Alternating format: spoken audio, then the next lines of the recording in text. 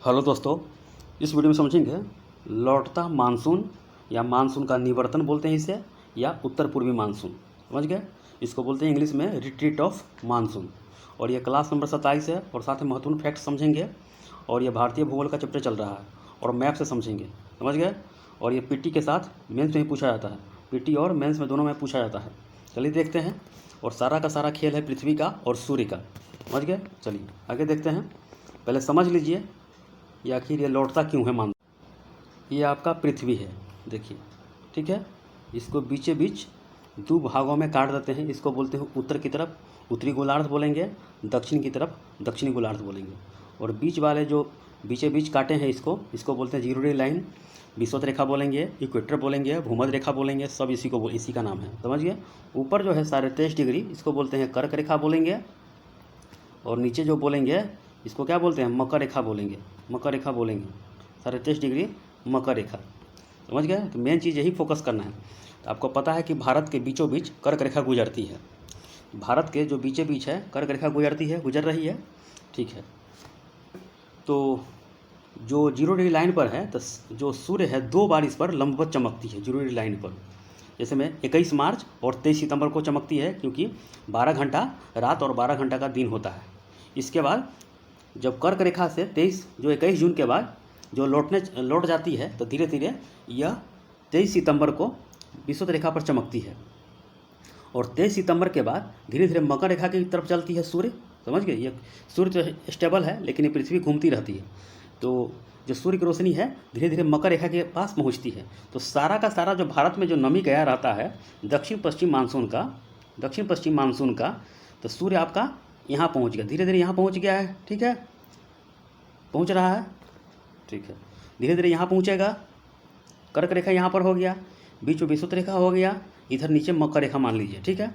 तो जैसे जैसे यह गया रहता है, दक्षिण पश्चिम मानसून की शाखा जो है अरब सागरी शाखा इधर गई रहती है, और बंगाल की खाड़ी की शाखा इधर गई रहती है, और कलकत्ता होते हुए बिहार होते हुए उत्तर प्रदेश और दिल्ली होते हुए लास्ट में पंजाब में रहती है। ये सब के सब लौटती रहती है, सब के सब लौटती रहती है। समझ गए? सब के सब लौटती रहती है, इसीलिए उत्तर पूर्व से आती है। इसको बोलते हैं इसीलिए उत्तर पूर्व मानसून बोलते हैं। लौटता हुआ हवा बोलते हैं, लौटता हुआ मानसून बोलते हैं, मानसून का निवर्तन बोलते हैं, सब इसी का नाम है। अब समझ में आया? फोकस कीजिए, ठीक है। तो ये आपका सूर्य जो है 21 मार्च और 23 सितंबर को विषुवत रेखा पर लंबवत चमकती है, 2 बार चमकती है यहाँ पे। उसके बाद दक्षिणायन होने लगता है ये सब, और मकर रेखा पर चमकती है। समझ गए? तो ठंडा के समय में देखिएगा भारत में चक्रवात आता है। आखिर ये क्यों आता है? बंगाल की खाड़ी में, और जो आपका दक्षिण पश्चिम जो मानसून का है जो शाखा, ये आपको पूर्वी घाट वर्षा नहीं कराती है। समझ गए? ये भी देखेंगे। और ये आपका यही जो है उत्तर पूर्वी जो मानसून है, यही दक्षिण पश्चिम मानसून यानी कि उत्तर पूर्वी जो मानसून है, ये पूर्वी तट पर वर्षा कराती है। चलिए आगे देख लेते हैं। ये मेन चीज़ मैप से समझ लिए। चलिए अब नोट्स मैंने जो बताया है आपको, देखिए कैसे कैसे होता है। तो देखिए, लौटता जो मानसून या मानसून का निवर्तन बोलते हैं, या रिट्रीट ऑफ मानसून बोलते हैं, या उत्तर पूर्वी मानसून, सब इसी का नाम है। एग्जाम में किसी माध्यम से आपको क्वेश्चन पूछ देगा। चलिए देख लेते हैं। देखिए, लौटती मानसून की दिशा उत्तर पूर्व दिशा होती है, उत्तर पूर्व दिशा होती है, इसीलिए इसे उत्तर पूर्वी मानसून कहते हैं, या लौटता हुआ मानसून या मानसून का निवर्तन कहते हैं। समझ गए? लौटते हुए मानसून से सर्वाधिक जो वर्षा होती है, यानी कि भारत हो गया, आपको यहाँ पे टकरा गई पूर्वी घाट से, इसको बोलते हैं कोरोमंडल तट बोलते हैं। यहाँ पे वर्षा बहुत ज़्यादा होता है। आंध्र प्रदेश उड़ीसा में देखिएगा ज़्यादा चक्रवात आता है, इसलिए सुनते हैं आए दिन में कि ठंडा के समय में ये बंगाल की खाड़ी में चक्रवात आने का संकेत रहता है। तो लौटते हुए मानसून से सर्वाधिक वर्षा जो होती है तमिलनाडु राज्य में होती है। लौटते मानसून के कारण उड़ीसा एवं आंध्र प्रदेश में चक्रवात आता है, जबकि आंध्र प्रदेश और तमिलनाडु में बहुत ज़्यादा वर्षा होती है। यानी कि तमिलनाडु के जो क्षेत्र में बहुत वर्षा होती है, लेकिन आंध्र प्रदेश के थोड़ा भाग में वर्षा होती है, चक्रवात भी आते हैं वहाँ पे, ठीक है। तो मानसून का निवर्तन भारत में 1 सितंबर से प्रारंभ हो जाता है, 1 सितंबर से, क्योंकि आपको पता है कि 21 मार्च 23 सितंबर को जो सूर्य है विषुवत रेखा पर यानी कि चमकती है। तो यहीं पे आपको धीरे धीरे यानी कि सूर्य अपनी नमी यानी कि जो उसका हवा है खींचते चला जाता है। इधर जैसे सूर्य है उधर उधर नमी जाएगा, समझ गए? उधर उधर टेम्परेचर बढ़ेगा, ठीक है। तो मानसून का जो निवर्तन यानी लौटती है, तो 1 सितंबर से प्रारंभ हो जाता है, और 15 अक्टूबर आते आते मानसून पूरे भारतीय उपमहाद्वीप से वापस लौट जाता है, यानी कि वापस लौटता चला आता है। समझ गए। जैसा जैसे सूर्य है उसी का खेल है, सूर्य का ही खेल है, समझ गए। तो मानसून का निवर्तन 1 सितंबर को सबसे पहले राजस्थान से प्रारंभ होता है, क्योंकि राजस्थान में लास्ट में गया रहता है बंगाली खाड़ी की शाखा, वहाँ पे अरावली से टकराती है, लेकिन वहाँ पे वर्षा नहीं होती है, तो वहाँ से लौटना प्रारंभ कर जाती है। अर्थात सबसे देर से मानसून राजस्थान में ही पहुँचता है, इसीलिए वहाँ से प्रारंभ शुरू हो जाता है लौटना, ठीक है, मानसून का। अक्टूबर तक आते आते बंगाल की खाड़ी से अत्यधिक नमी प्राप्त ले लेती है, यानी कि जो भारत का है बंगाल की खाड़ी से बहुत ही नमी प्राप्त कर लेती है आते आते, समझ गए। नमी प्राप्त कर लेती है जो ये उत्तर पूर्वी हवा, ठीक है। चलिए दूसरी तरफ जो है दक्षिण पश्चिम मानसून भी कमज़ोर होने लगती है, क्योंकि कमज़ोर यानी पूरा पानी अपना गिर जाता है उसका वर्षा के माध्यम से, सिर्फ हवा बचा रहता है। उत्तर पूर्वी मानसून के साथ प्रवाहित होने वाली जो हवा है, यानी कि दोनों मिल जाता है, यानी कि जो इधर से लौटती रहती है दक्षिण पश्चिम मानसून भी इधर से लौटती रहती है, यानी कि दोनों मिल जाती है।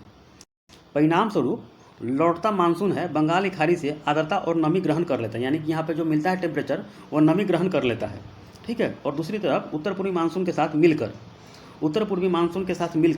उत्तर पूर्व से दक्षिण पश्चिम की ओर बढ़ने लगती है। और यही कारण है कि मानसून के निवर्तन काल में अक्टूबर और नवंबर के महीनों में पूर्वी तटीय मैदान पर बहुत ज़्यादा वर्षा होता है, समझ गए, दोनों मिलकर बहुत ज़्यादा वर्षा होता है। इसलिए तमिलनाडु राज्य में बहुत ज़्यादा वर्षा होता है, किससे, लौटता हुआ मानसून से वर्षा होता है, न कि दक्षिण पश्चिम मानसून से। चलिए आगे देख लेते हैं। अक्टूबर के महीने में आंध्र प्रदेश के रायसीमा पर वर्षा होती है। रायसीमा को जो पहाड़ी है वहाँ पे एक रायसीना है दिल्ली में, और ये रायसीमा है, समझ गए। तो नवंबर के महीना में तमिलनाडु के कोरोमंडल तट पर वर्षा बहुत ज़्यादा होती है। अक्टूबर के महीना आते आते बंगाल की खाड़ी अत्यधिक गर्म हो जाती है। अक्टूबर के महीना आते आते, क्योंकि दोनों हवा मिलकर यहाँ पे बहुत ज़्यादा टेम्परेचर यानी कि जो नमी सोख लेता है बंगाल की खाड़ी से, और बहुत ज़्यादा गर्म हो जाता है बंगाल की खाड़ी, क्योंकि सागर देर से गर्म होता है और देर से ही ठंडा होता है।